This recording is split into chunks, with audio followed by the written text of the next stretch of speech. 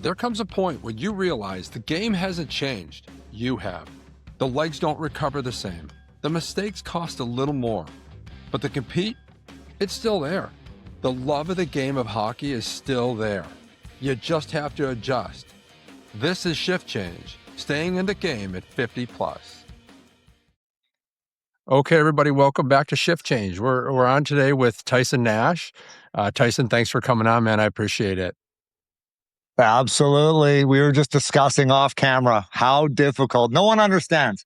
There's a million podcasts out there, but the people, if you're listening, you do not understand what goes into it. The frustrations. The hardest part is getting the guest even to respond, even to say just no. So you can kind of move on, right? So I appreciate this. I have a whole new appreciation now that we have our own, the Nash cast rolling in Utah, powered by the Utah Mammoth. But it is a grind, buddy. So thank you. Who doesn't like to tell stories? Yeah, exactly. And, one of the reasons I started the podcast, I play hockey in Arizona 3 days a week during the winter. If I'm home during the summer, I'll play a day or two. We play over at the Ice Den, and I've got a group of guys. They're all over 50, and we range from 50 up to 78. And most of the guys, half the guys are Canadian. We have about 80 guys. They're from Alberta, BC, you got the heart paddles Manitoba, there, I hope. Ontario, you name it. Yeah. So we skate about 3 days a week, and it's phenomenal. But we have ex-NHLers, ex-college guys. Like we've got Brett Callahan, who played for the Oilers in the 70s, assisted on Wayne Gretzky's first goal. He plays with us. He's 72, but the guy can still play hockey, which is unbelievable. So I have all these connections with these guys, and they're getting me these nice connections to get some pretty cool guys on. But you're always looking for the next one, and you want to do a podcast. Like I'd love to do one a week, but like you and I were talking, it's so hard to find somebody. It is crazy. It is, and I just want to know who canceled on you. Yeah. It's like getting a late call for the golf round, right? It's like, hey, we're teeing off in 2 hours. Can you make it, right? But it's fun. I love that you're still playing. You're still playing. The Ice Den is one of the best facilities on the planet. And again, I don't care how old you are, you can never shake it. It is a bug. Hockey is a bug. It's so addictive, so much fun getting out there with the boys. I don't even miss playing so much. I just miss busting balls in the locker room and telling stories. Yeah, and that's what my idea for the podcast was. Like, so I love to play, but my biggest part is I go an hour early. And I just shoot the shit and never stop talking for an hour before we go on the ice. And then half hour, 45 minutes after the skate, we're still talking. And that's what the premise of this is all about. Yeah. That's what hockey is all about, right? I mean, we love the... Go ahead. Yeah, no, exactly. That's exactly it. So I'm glad you look good, man. I'm telling you, it's in my contract, though. You can't have better hair and better teeth than me, okay? Like, look at those chompers of yours. Are you a dentist? I'll tell you, yeah. I know. No, but they have been knocked out. So they weren't good before I was a kid. They got knocked out playing hockey. So they're summer good teeth now. Yeah. Some are here, some are there. So, yeah, exactly. Hey, I want to ask you, growing up in Edmonton, you grew up in those Stanley Cup years with Gretzky and Curry and Coffey and Messier and Anderson, all those guys, eh? Yeah, I was so spoiled as a kid. I can't even tell you. Like, watching Wayne Gretzky, my dad had season tickets through his work at CN Rail. So we would, me and my brother would alternate every game. And I watched so many of those NHL records fall at the hands of Wayne Gretzky. I saw him score 50 goals in 39 games, I think against the Philadelphia Flyers. I saw Paul Coffey take the puck end to end and bury one top shelf every single night. It seemed like Gretzky to Curry, the most lethal 2-on-1 to ever play the game. Esa Tikkanen, the way he played, he was one of my favorite players because I was like, I think I could emulate a player like Esa Tikkanen, right? You had Kelly Buchberger, you had Marty McSorley, you had Dave Semenko, you had Dave Brown, you had Kevin McClelland. I mean, they had 3-4 fights a night. And I was just a youngster. That's where I fell in love with the game. Growing up in Buffalo, my favorite player was Gretzky growing up. So I'm a few years older than you, but still Gretzky was everything I wanted to be. And in high school, I would wear a Gretzky jersey, and boy, did I take some shit for it, I'll tell you. But getting to see those guys, like I saw Gretzky score his 77th in Buffalo. Oh, that is something special. Yeah, that's odd to be born and raised in Yeah, Buffalo and be a Gretzky fan. I mean, he is the best player, I think. Gretzky says otherwise. He thinks it's Mario Lemieux. A healthy Mario Lemieux would have smashed every one of his records, he says. But I don't buy it. I don't buy it. Wayne Gretzky, his size, just everything about it, how good he was, how he could change the game, the winner he was, big moments when he showed up. There yeah. was not a player on the planet back then and even today that could touch him. I agree with you 100%. And I like Lemieux, but Gretzky just was so different. But so you're growing up and you're in hockey as a young kid.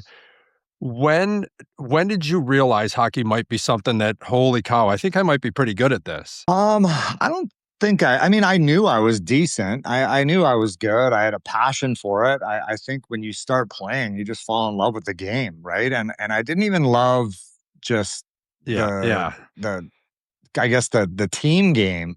I love the outdoor game. I love just going out with my buddies, throwing your sticks in the middle and making teams and flying around the fresh air, the cold breeze, the freezing toes, the hands, right? Like going home and having hot chocolate and sitting yeah, by the fire just to be able to feel your limbs again, right? But that's when I really fell in love with the game. And yeah. I don't think it was until maybe I was 13 or 14 when I actually got listed by the Kamloops Blazers. Like I was just playing, having fun. Yeah, I was Okay. pretty decent at it, but yeah, I think it was junior when I got listed that I was like, oh man, this is kind of a big deal. And then I made the team in Kamloops. And Yeah. then all of a sudden your career moves along and you get drafted and like every kid dreams of, and then it's up to you, right? So that's, I guess, kind of when I knew. Let's talk about those Kamloops years that you win 3 championships with them. Probably could have been 4. It looks like in what, 93, you lose 1 game in the first 2 rounds, and then you get knocked out by Portland, but pretty special. I mean, you had great players there, like Donor was there, and Tucker, and Niedermeyer, and Huska. I mean, there's a list of unbelievable players. How did you not go 4 straight years? Yeah, I mean, to do it 3 out of 4 years is insane, and that's probably one of the toughest things they say, Crazy. to do because the changeover is so great, right? You're coming as a 16-year-old and to win year 1, and then to, Yeah, obviously lose and your 17-year-old year and go on to win back-to-back Memorial Cup championships is just it's incredible. And then, I watched my son and he played in the Western Hockey League. He's dad. That's incredible. Like people can't believe it. Like just to make the playoffs 4 years or 5 years in a row is something special to do, let alone win the yeah, championship and then go to the yeah, Memorial Cup and win that too. Right. But I mean, we had a dynasty. I yeah, mean, we yeah, always say today that some of those teams could probably have beat a lot of NHL teams if we would have put that group of Blazers together and played against, an NHL club. We could have. We have Scott yeah, Niedermayer, Hall of Famer, Daryl Sador, Corey Hirsch was one of our goaltenders, yeah, Zach Boyer. I mean, the list goes. So many guys went on to have unreal careers, coaching careers in the National Hockey League. Darcy Tucker, Jerome McGinley, Nat Domicelli. You mentioned Shane Doan, who was on my line. I mean, we had yeah, no weak links. Everyone had a role, and we had some of the best coaches too. And I mean, Ken Hitchcock was there, when I was a youngster, and then it was Tom Rennie, then it was Don Hay. So we were very blessed. Bob Brown, the job he yeah, did building that team, making us competitive every single year. Stu McGregor, just the list goes on. I'm very, very thankful because you think that it's not significant to win in junior hockey, but instead for me, that kind of just paved the way to learn at such an early age what it took to win. And that carries on throughout your yeah, NHL career and your personal life and your business life after, which unfortunately for me, I didn't score enough yeah. goals. So I had to work after hockey, but it pays off. But just but you stayed in hockey. So let's talk about the draft. So the draft comes up and you get drafted in the 10th round, 247th overall. Did you go to the draft? And how did you find out you were drafted? Oh, thank God I didn't go to the draft. Like central scouting was a thing back then. So central scouting had their reports that would come out a couple times a year. And I think I was rated like fourth round. So I was like, okay, that's respectable. Like, as I should be. I'm on my way to scoring over 30 goals and, having a hell of a season. I'm fighting a ton. I'm doing all the things, right? We just won a Memorial Cup. And, so I felt like all the things. So Yeah. when I finally got picked and I was at home, I'll never forget, I was in my, not at the time, but my girlfriend's parents' house living there. And I was watching the draft and I was so upset. I was so pissed off. Every guy that got picked, I'm like, are you kidding me? That guy can't hold my jockstrap. Like, I was going down the list. And finally, I get the call from the Vancouver Canucks. And literally, I was not happy. I pretended I was happy on the phone. I'm like, well, at least someone took me, but I'm going to show you. And that was my mentality. I was furious. I was like, I am going to show you. I am going to stick it up everyone's butt who got drafted ahead of me. I'm going to hit them. I'm going to fight them and show that that was kind of my fuel for my fire. That's one of the best things Yeah. that ever happened to me in my career because it inspired me. It motivated me. And I think if I was one of those guys that was a first round pick, I think I would have been destroyed. I think I would have, my ego, my everything. If I'm Oh, speaking honestly, I think it would have been the worst thing that could have happened to me. So I needed that extra juice, that extra motivation. And yeah. that certainly was it. I always ask everybody like their draft story and where they were and I always get a good story. But was there a coach or a moment when somebody told you exactly what kind of player you needed to be to make the NHL? Oh man, there were so many incredible moments. After we won that last Memorial Cup in Kamloops, being the home team, I got instead of partying and doing all the crazy stuff we did as kids after a Memorial Cup win, I went right to the Vancouver Canucks and I walked into Pat Quinn's office at the time. He's smoking a big cigar. I walk in, his desk is elevated up, and I'm a little kid. I felt like looking at this big monster of a man. He turns around in his chair. He's like, welcome to the National Hockey League, kid. Enjoy it. Keep your nose out of trouble. And I was a black ace for the Vancouver Canucks that year when they went all the way to the Stanley Cup finals and lost to the New York Rangers. So That's right. I was a fly on the wall. I got Yeah. to witness just everything that went into it at a young age. But to answer your question, um, I had some tough coaches. I had some awful coaches that again, I found motivation in it, right? I always had something to prove. I always had people telling me, you're not big enough, you're not fast enough, Yeah. you're never going to make it, 10th rounder, blah, blah, blah. I wouldn't even have got drafted in today's world. They don't have 10 rounds, right? But I did get drafted. The Right. Vancouver Canucks let me go. The St. Louis Blues bring me in. Big credit to Larry Plow, who actually signed me the contract, but it was Bob Plager. It was Bob Plager who actually found me. In Worcester, and he followed me around. He brought me in, and our coach in Worcester that year was Greg Gilbert. And Greg Gilbert completely changed my outlook as a player. He taught me what I needed Tyson Nash to do to get to the next level. And I played a similar game to him, Okay. maybe not as skilled, but maybe a little bit more physical. And he taught me that as a winger, this is how I need to play. They have enough skill guys. They have enough goal scorers in St. Louis. They don't need another one. Yeah, you're scoring 25, 30 Right. goals down here, but you're not ever going to do that in the National Hockey League. So fine tune your game in these areas. Block shots, kill penalties, learn to take face offs. So those were the things I worked on. And that's why I made the National Hockey. It's funny, I had a chat with Craig Muni on one of my last podcasts, and he was talking about guys that get called up to really good teams. And when your team is Edmonton and you have Gretzky and Curry and Anderson and Coffey and the list goes on and on and on, you get called up for one or two games, you really have no shot of making that team unless you can do something different. And it's exactly what you had to do, eh? That's exactly it. That's the same thought process I had to Yeah. have. And I had to do something better than anyone else on the team did or could do. And Joel Quinville said to me, I had a training camp from hell. First training camp, I go in there, I knock Pavel Demitra out unconscious, the first shift of the scrimmage. And my dad, before I left, said, don't say woulda, coulda, shoulda when training camp is over. Even when the first day is over, make sure they know who you Yeah. are. So that was my first shift. Ended up fighting Kelly Chase. I finished third in that fight. My nose is on the side of my face. Well, I Oof. think I made myself known, right? But um, I ended up having a training camp, and I fought like 7 or 8 times. I fought a guy in our own locker room, believe it or not, because it was just so intense.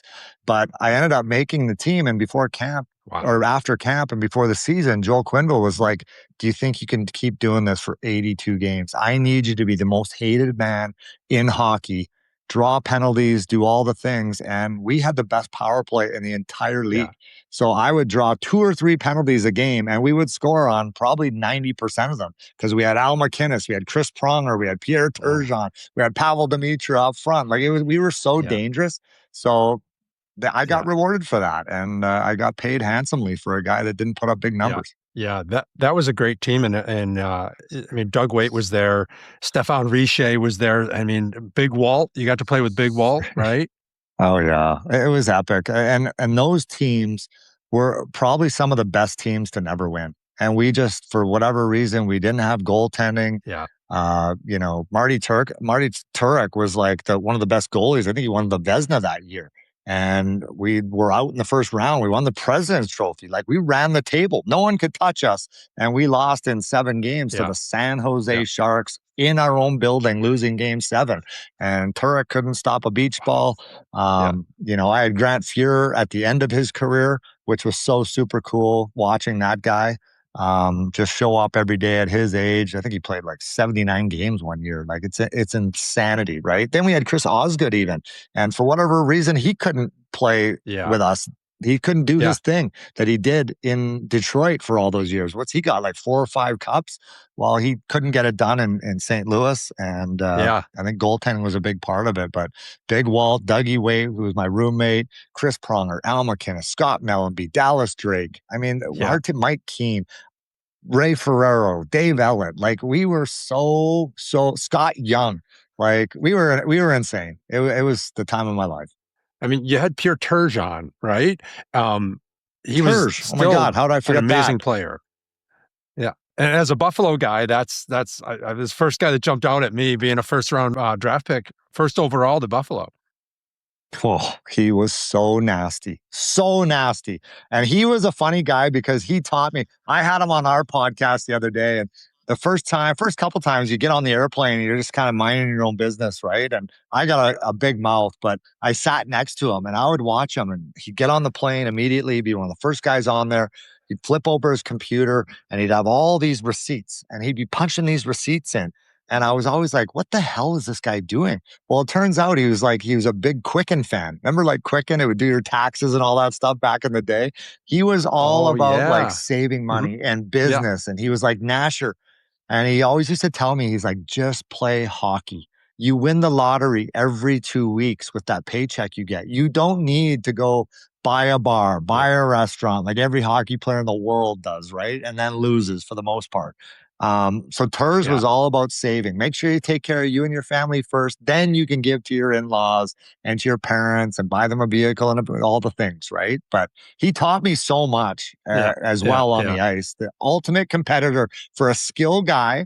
I don't know if there was a more of a competitor, right? Not a fighter, not a hitter, but just compete on the puck. You took the puck away from him, he would remember it, and he would dominate you the next 10 times in a row just to teach you a lesson. He would squat like Yeah. 3 plates aside before the game. Like he would lift so heavy, it was remarkable. Oh, Like he's just a jeez. specimen, of a human. So you were cheering for the right guy because he Yeah. was just a wonderful human being. I got to watch him as a young guy, and Rick Jenneret, the Sabres broadcaster, would say "Ooh la la, Pierre," but I think Buffalo gave up on him too early. I think they shipped him out as a young guy, and like most things that happen in Buffalo were the training ground for the NHL. Eh?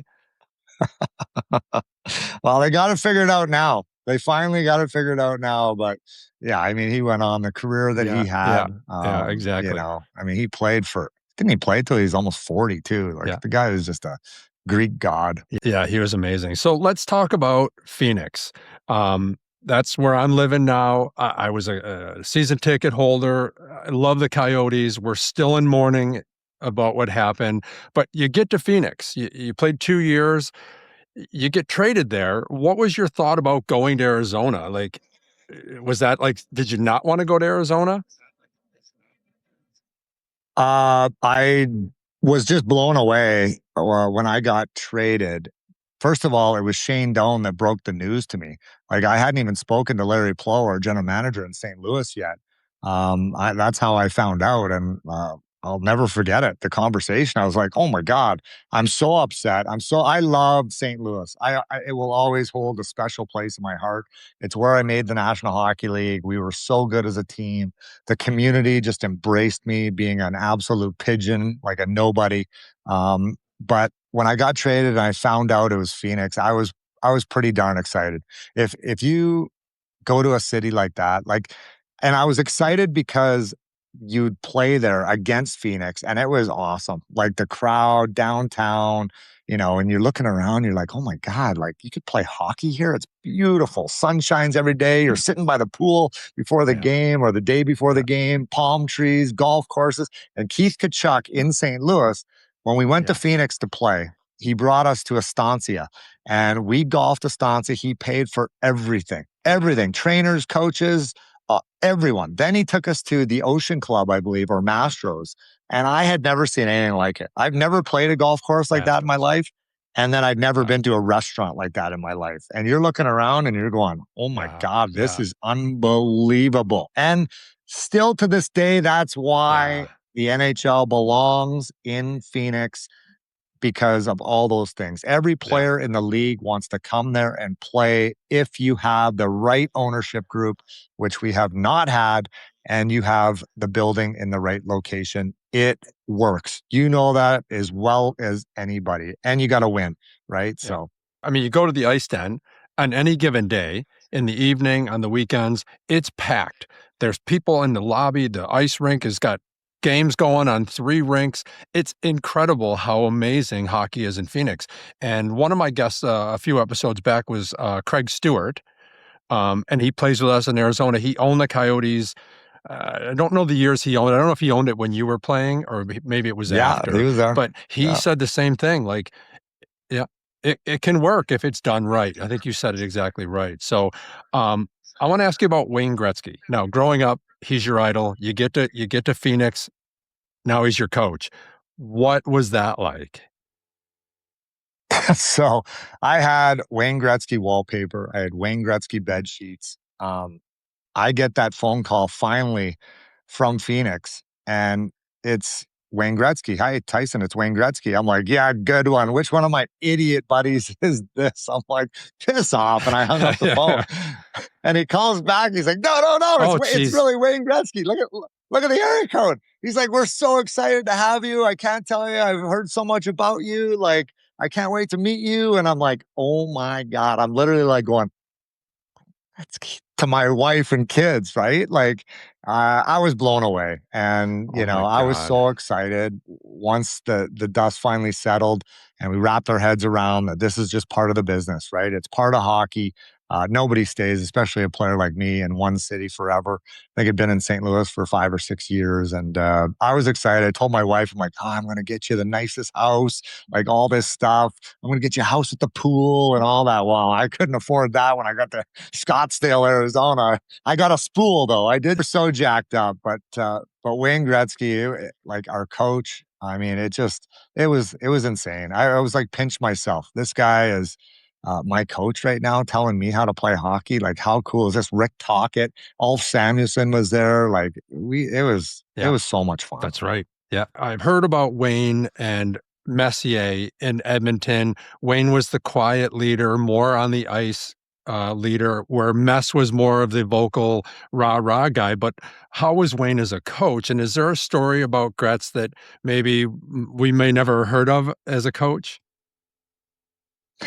You know what? I think the biggest thing for Wayne. Well, first of all, I want to say this: Wayne Gretzky.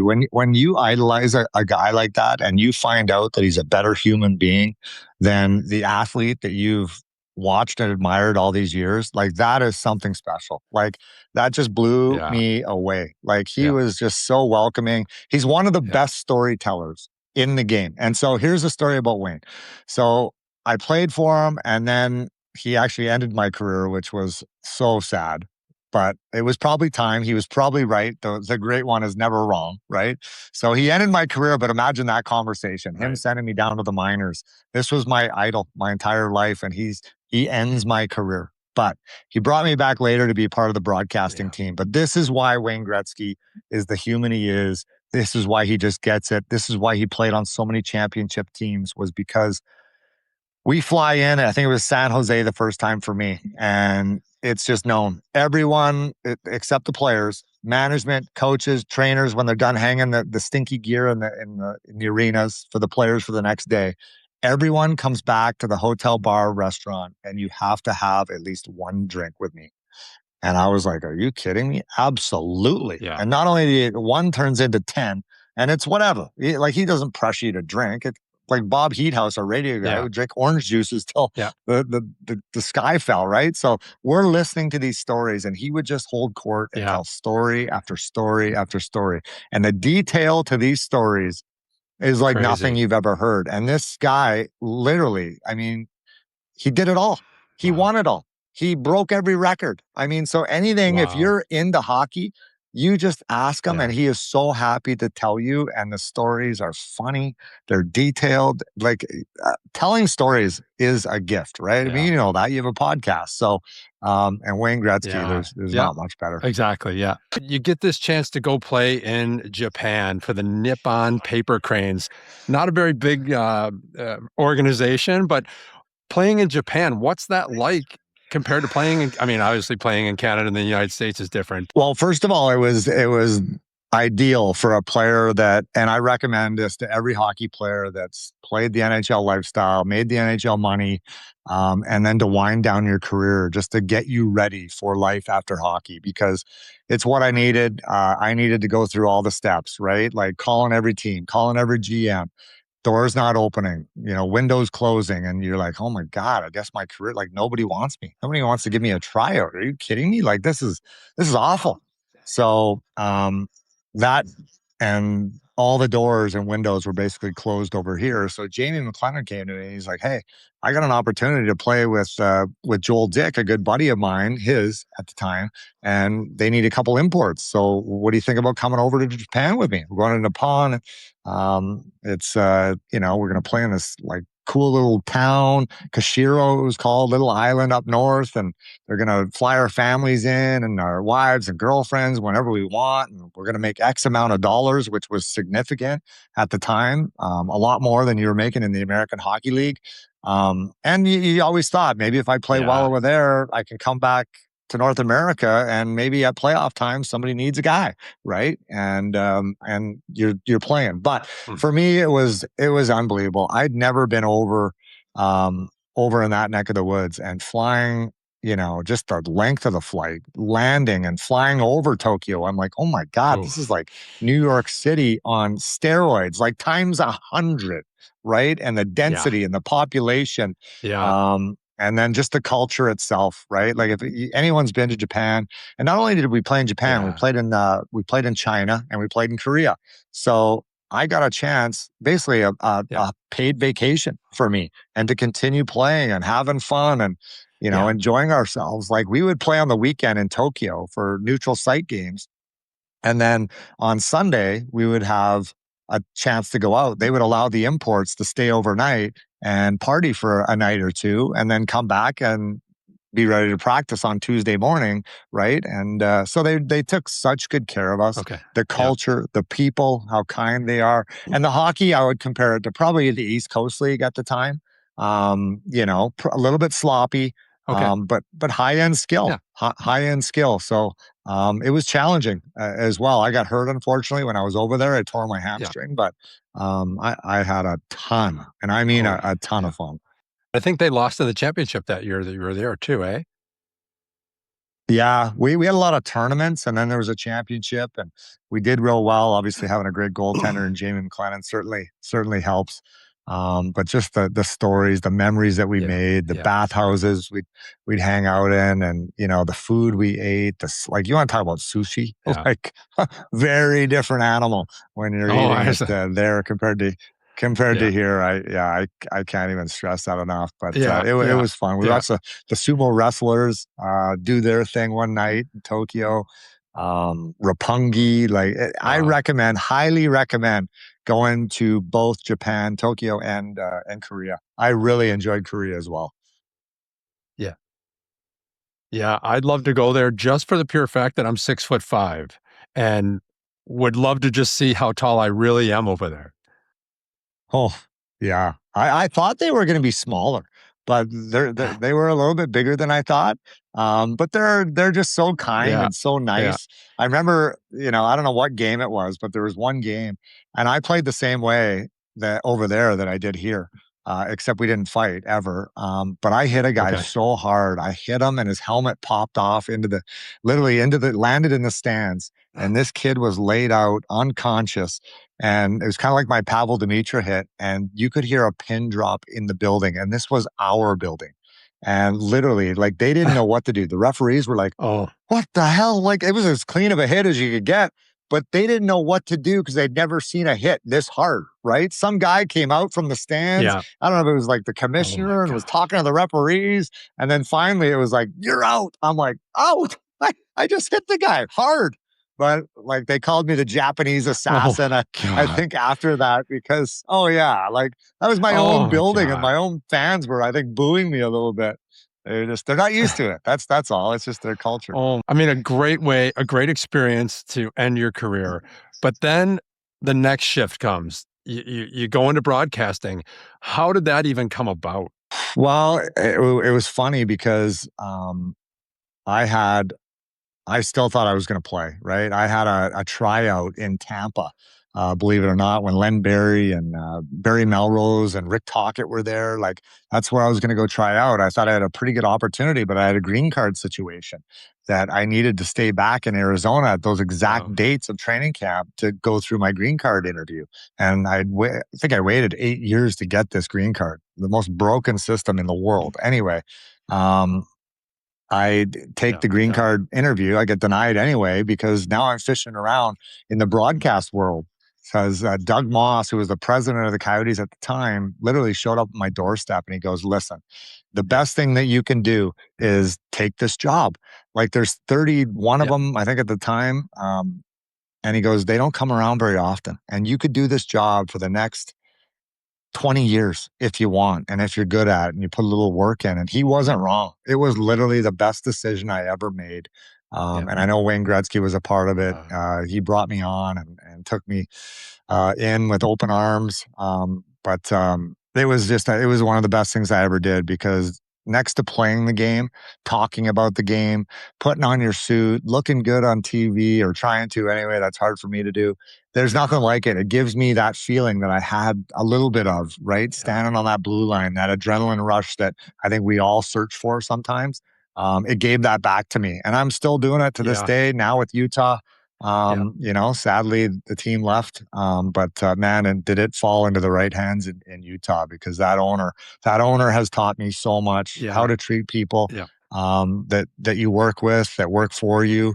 And I'll tell you what, does he love to spend it and make it first class? There is no stone unturned Yeah. there. And the community, this hockey community is like nothing I've ever seen before this Crazy. quick. Right now, it Yeah. just needs to continue, Yeah. and the Yeah. team is on the proper trajectory to do exactly that. It's funny because you get to go between the benches and you're down on the ice level and when you were at the Coyotes and I saw Paul Bissonnette Biz did a between the benches when he was in Buffalo for a national broadcast, and he said what struck him the most is the size of the players today. And when Tage Thompson skated by him, he was blown away because even back when you played and when I was a kid in the '80s, they were big, but everybody was slow. Now they're big and unbelievably fast. They're horses. They are absolute mooses now. The big guys used to be just Yeah, the kind of the bullies, right on the block, the tough guys, all that. But now yeah, these guys are monsters. yeah, yeah, Um, but I will say this: like you still look around the league and you look at the best players in our game, and they're not big. right? They're still not big, right? So it doesn't Mm-mm. matter. So the kids No. that are listening to Yeah. this, it doesn't matter if you're big, you're small. You have to have it here. You have to have the heart. You have to have the compete. You Yeah. have to have the passion. You have to have the skill now more than ever. But you look at it. Back in the day, it was Theo Yeah. Fleury, it was Martin St. Louis, it was Wayne Gretzky, and today, I mean, it's still Yeah. Patrick Kane's still getting it done. Connor McDavid is a tiny Yeah. guy, right? I mean, just Yeah. Sidney Crosby. Yeah. I mean, Yep. he's not a big guy. He's pretty Yeah. thick. He's like a No. fire hydrant, but he's Yeah. he's not a monster of a man. But and the game's changed. There's not more clutching and Yeah. grabbing. There's not as much hitting. There's not as Yeah. much fighting. So Yeah. and I don't think the game has been in a Yeah. better place than it is today. I mean, for the league, for the teams, for the players. Look at how much money these players are making. My God, Yeah. I love to see it. And even your guy, Clayton Keller. I mean, Clayton's not even, he's smaller than you. Oh, he's tiny. He's 5'10", 165, 70 Yeah. pounds.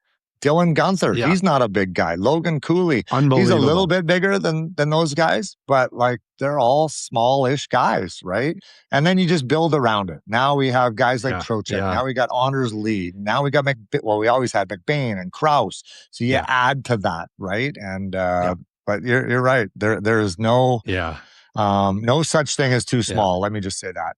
So was getting into broadcasting, was it harder than you expected? Like, did you think, oh, I'll just step up in front of a mic and talk? I talk all the time. It's what I do, right? Oh yeah, I laugh because my buddies all the time they rip me. I'm getting text messages during games like that was the stupidest comment. How about that question you asked that guy? What's wrong with you? And I'm like, oh Yeah. yeah, here you go. Here you go. Yeah. Go do live TV. Go do live TV when the pressure's on Yeah. and the lights are on. Like Yeah. everyone's got a big personality who does this job typically, but when the lights come on, then what comes out, Yeah. right? Like, are you that Yeah. opinionated? You got a big opinion off camera. Are you opinionated on camera? That's what Yeah. I love. Yeah. I love to see, and it's a Yeah. good wake up call for everybody and everyone who does it. They're like, man, that was way harder. Or they have a good first couple, Yeah. and then they hit the wall, and then it falls apart, and then they figure it out again. But it's Yeah. all like anything. It's about reps. But you have to Yeah. have the energy. You have to have the you got to work hard. You got to educate yourself. I watch people all the Yeah. time and I'm like, this guy doesn't know what he's talking about. He didn't prepare. He hardly knows the names. He doesn't Yeah. know how to say them. Yeah. You can just see right through it, right? You have to do the work. You've made quite a name for yourself. I mean, everybody knows Nasher knows when you're in Arizona, that was your thing. Um, but no, you've definitely through the way you dress, the way you carry yourself, you've actually made probably a bigger name for yourself in broadcasting. I want to ask you about the Buffalo Utah trade because in Buffalo it was huge. Getting rid of JJ Peterka at 30 goals at the time, everybody thought, what are they crazy? What are they doing? And who the hell's Michael Kesselring? And why are we getting Josh Doan? He's a minor leaguer. He's only scored a couple goals. It's amazing how that trade's worked out now, but I wanted to ask you about that. Yeah, at the time I was listen, I got a long history with the Dones. Yeah, I've been on the ice a million times with Josh as a youngster, yeah, played with his dad my entire career. So I just love the family. I was heartbroken when they got rid of Josh. yeah, But obviously we got a big return, right? At the time we thought in yeah, JJ Peterka. And listen, he wasn't bad by any means last yeah, year. Um, I just don't think the fit was great.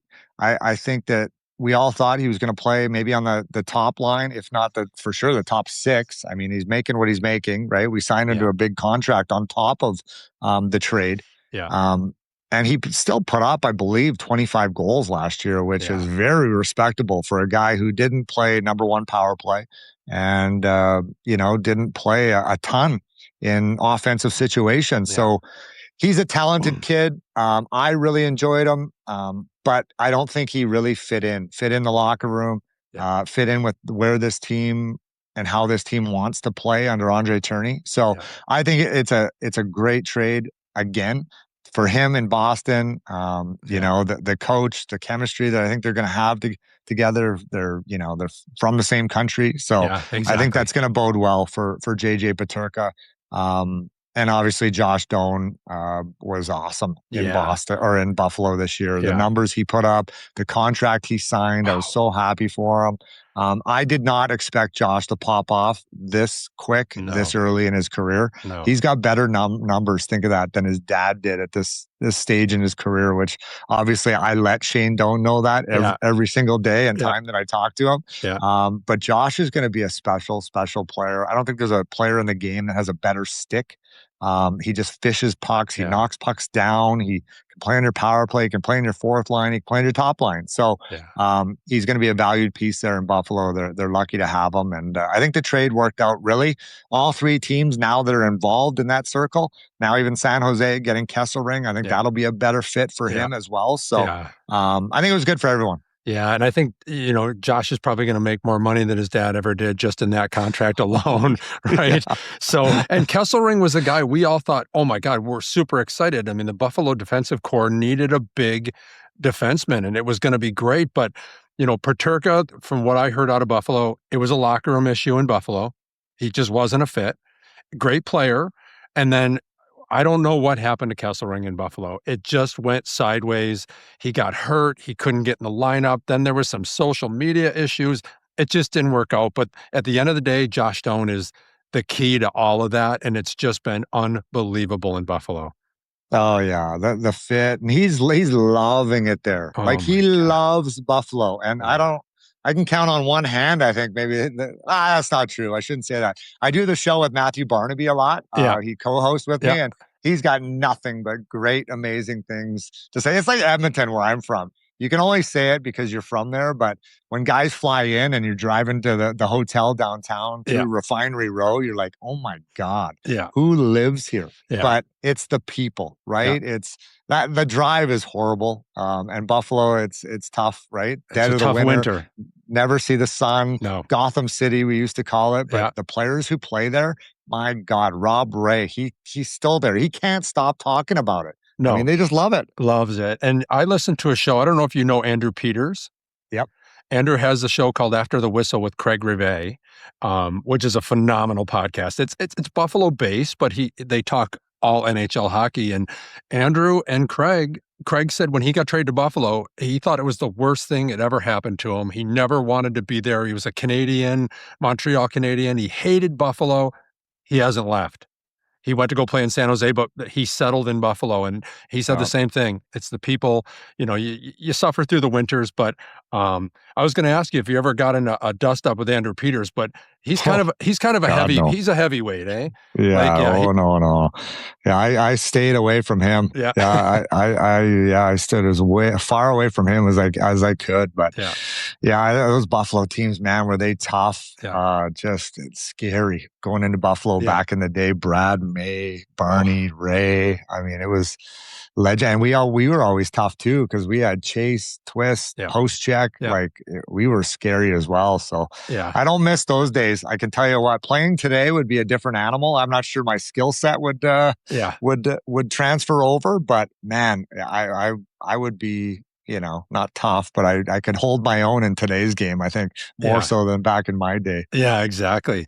I wanna talk to you real quick about Nashcast, and it's similar to what the Mannings are doing in the NFL. Exactly. That's Yeah, exactly how you explain it. And that's yeah, kind of how it came to be.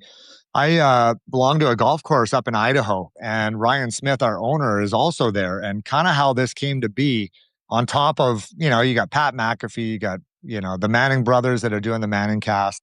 But golf is for me where this really took off. You come off as a foursome, you're sitting at a round table at the clubhouse. yeah, All of a sudden, four turns into eight, and then 10, and then 12, and you're sitting around this table and the stories are just flying, yeah, right? And Wayne Gretzky's there, John Elway's there, Kelly Chase is there, Ray Whitney's there, Brendan Morrow's there, Brett Hall has been there.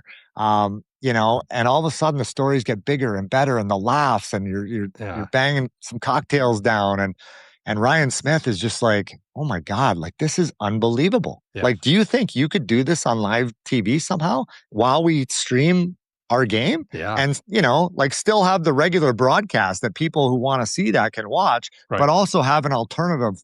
That's why they call it the altcast, Yeah. an alternative show that people can hear stories and storytelling. Like you would respect and appreciate that Yeah. because you want to hear the I stories, want to hear it. right? Yeah. Of these legends, like NHL legends telling these stories that are just Yeah. absolutely epic. So you feel like for that hour or 2 hours that you're in that locker room, you know, with those guys. Yeah, there's So, a lot of that.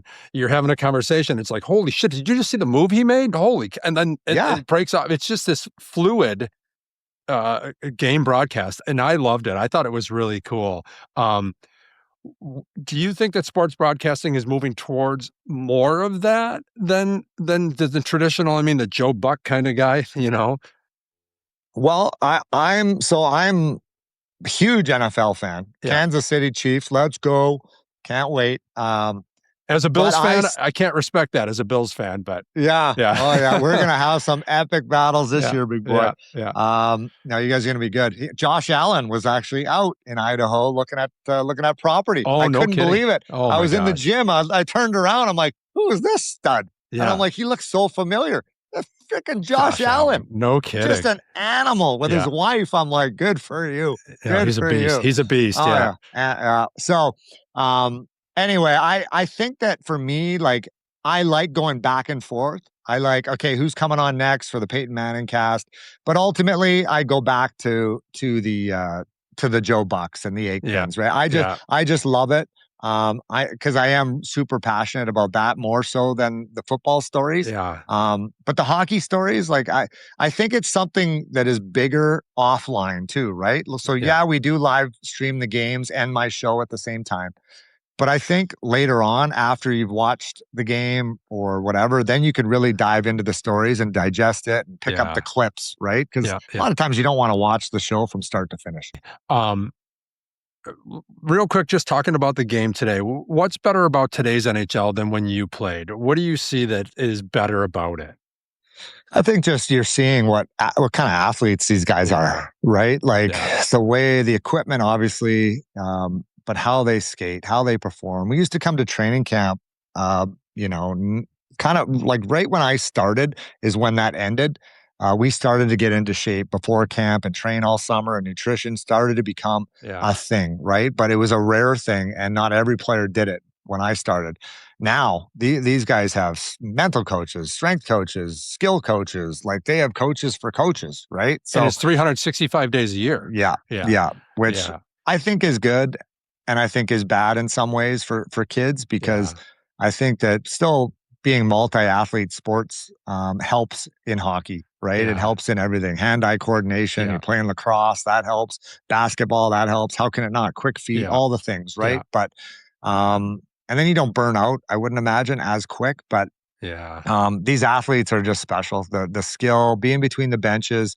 I do some games for Amazon now, Wednesday night games this year, Oh, cool. and just to be back down there between the benches, watching these. Like when you watch Connor McDavid, it is Unbelievable. next level. The Like that feet. jersey flapping in the wind, the feet, and Yeah, how he thinks the game, and how his hands and feet all keep up at the same time. Like I've yeah. played with fast players before, but they couldn't stick handle and do anything at that speed, Total right? package. He can do it all. Yeah, And what a leader. I would want nothing more than for him the Edmonton Oilers at some point to win a Stanley Cup because he has been so good for our game. yeah, and, in Buffalo, we feel like he should have been a Sabre. With Edmonton getting all those first-round draft pick, there's always that conspiracy theory, eh? But, Oh yeah. so, what it's funny too because playing at the Ice Den, we play at, like, noon a couple days a week.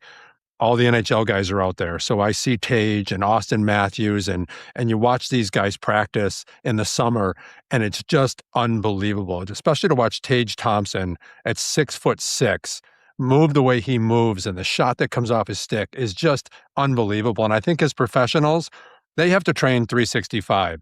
As a kid, play baseball, play soccer, right? It's that's the difference, eh? Yeah. And I'll say this too, like that's the thing. And listen, Utah deserves a team. I'm so glad a team is there. It is thriving, Yeah, and this team is special.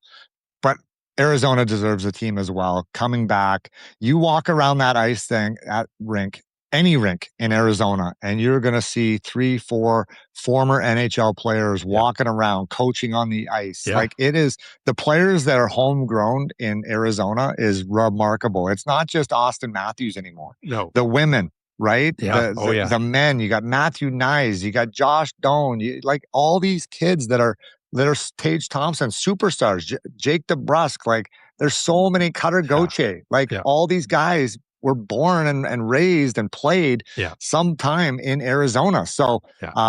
I love to see it. And yeah, you're right. Those guys, watching those guys in the summer, how they train, how hard they play, It's and how crazy. hard they eat. They don't put anything nasty in their body. Every No. day after practice, we'd go for beers and Yeah. wings. Yeah. Not a chance, Yeah, these guys. exactly.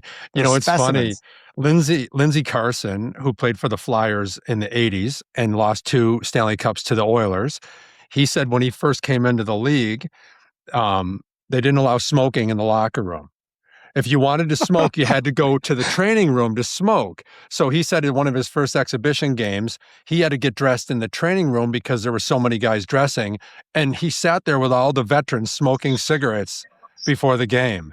It's crazy where we are today. Now they're drinking green drinks and all these weird things, right? So, Oh yeah, we used to have some Russians, yeah, that would smoke between periods. I would just laugh. And then in Japan, Jamie McLennan tells a funny story. He turns around one game, and the lady who flips on the goal light, when a goal's scored, is smoking a dart behind him, and he's just like, oh, "Oh my god, like where the hell are we? Like yeah, this is crazy. legendary." And when I was a kid, you'd go to the old Buffalo Memorial Auditorium and they could smoke during the game, but you had to smoke in the hallways, not in your seat. But the smoke would come out of the hallways and it would sit over the arena, over the Oh rink, yeah. It's crazy. Oh yeah. So Well, remember when we used to have restaurants? Like there'd be a smoking section, yeah, like yeah, you a choose the smoking smoking and a section. non-smoking. It's like, Yeah, well, it's one big room. Like yeah, we're all getting smoked out here yeah. somewhere. Exactly. When you walk in a rink today, you smell the ice, you hear pucks hitting boards, you hear the sticks and all the sound. Does it still hit you the same way? Do you still get that feeling like, man, I freaking love being where I am?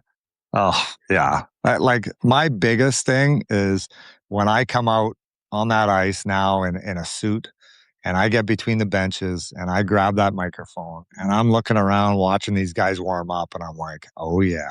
Yeah. Let's go. Yeah. Like, first of all, it always hits me that I can't believe I played in the league. It's a dream for any Yeah.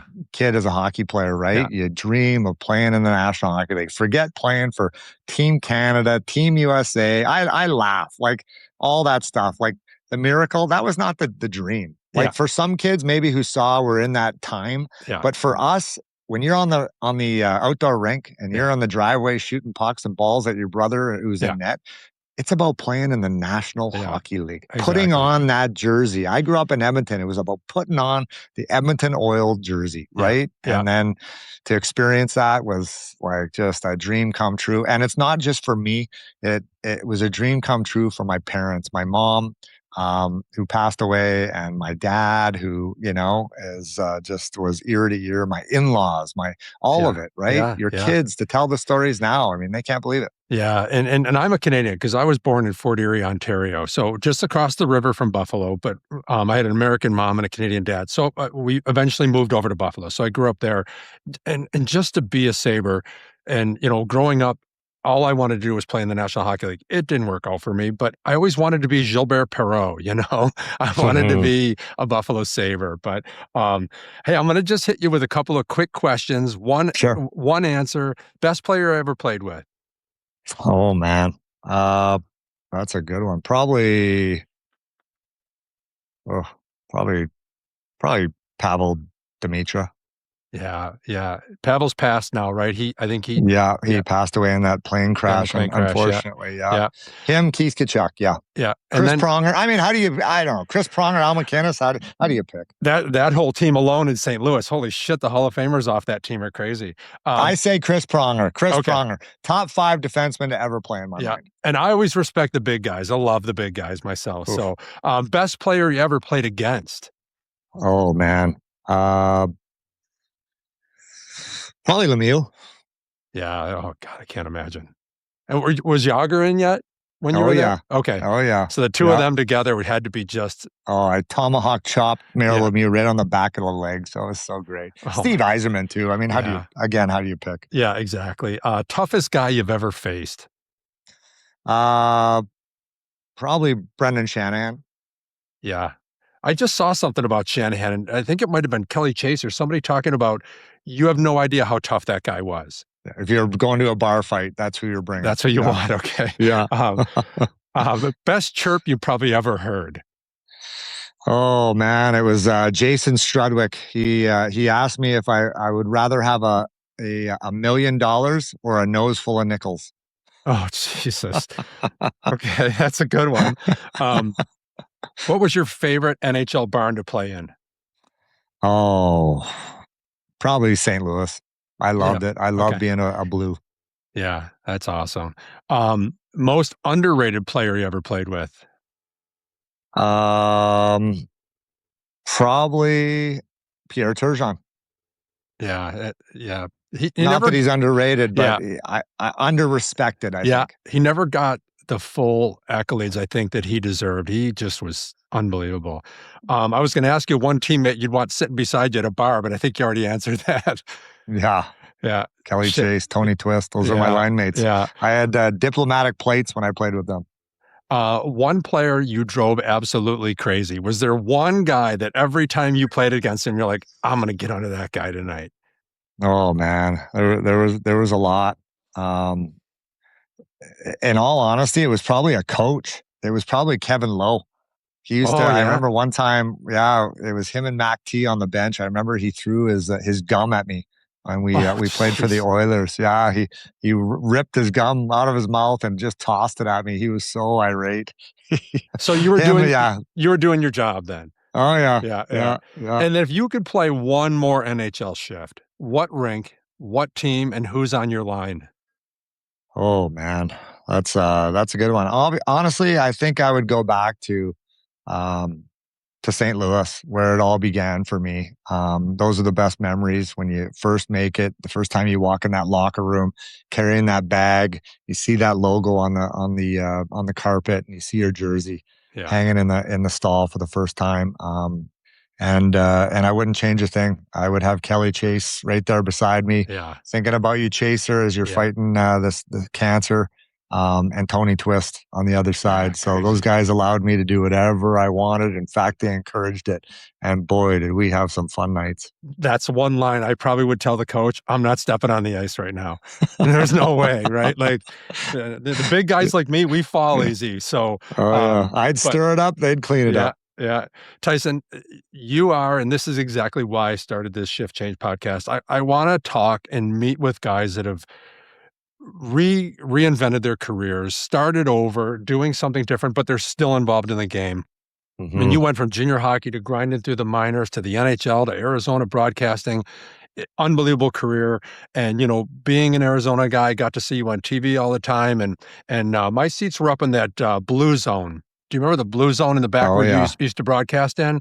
So yeah. we'd eat up there at that buffet there, and my seats were in that area there. So I'd always see you and pass there, passing up there. But it's been Well, an honor. I'd love, let me just say this, Rich. I'd love to do it again. Yeah, I got more stories to tell and actual stories about my next shift, yeah, right?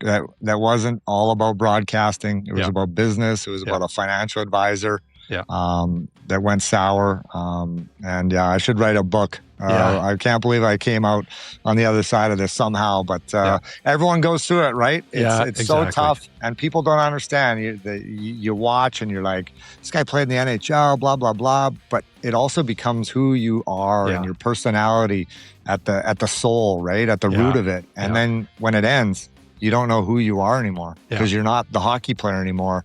And, you go back into, into the real world, and it's an eye opener. Yeah. It rocks your world. Yeah. So, People don't realize you're just a person. You're just a guy like every other guy. Yeah. You played in the NHL, but life is still getting in the way, right? Like yep. it's Oh, yeah. crazy. But yeah, I appreciate having you on. As I grow into this project that I'm doing, my ultimate goal is the white whale, as Paul Bissonnette calls him, Wayne Gretzky. One day I'm going to get Wayne on this thing, and I'll have to pull up my old pictures when I had the same haircut as Wayne, and the mullet and the blonde curls in the back. So, but I appreciate you, man. I'd love to have you on again and have a conversation during the hockey season, probably when you have some time. You bet. Anytime. Good luck with it. All right, Tyson. Thanks, buddy. Have a good day. You too. See you, bud. Bye-bye now.